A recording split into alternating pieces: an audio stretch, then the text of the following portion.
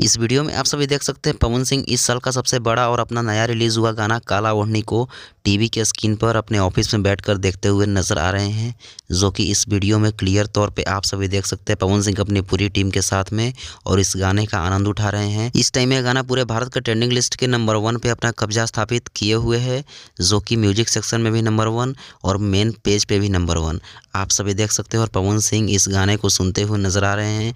ये गाना पूरी तरीके से वायरल हो चुका है। मात्र 1-2 दिनों में इस गाने पे 30,000 से ज़्यादा रील्स बन चुके हैं। आप सब समझ सकते हैं कि इस गाने का क्रेज़ क्या है।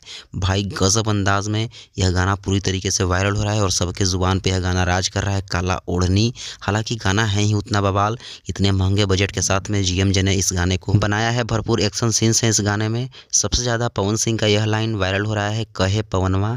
यही गाना ज़्यादा ट्रेंड कर रहा है, हालांकि पूरा गाना ही बवाल है। वैसे पवन सिंह का नया गाना काला ओढ़नी आप सभी को कैसा लगा कमेंट बॉक्स में ज़रूर बताएं और इस वीडियो को लाइक करिए, सभी जगह शेयर करिए ताकि सभी के पास तक वीडियो पहुंच सके। बाकी मिलते हैं किसी नेक्स्ट अपडेट के साथ, तब तक के लिए धन्यवाद।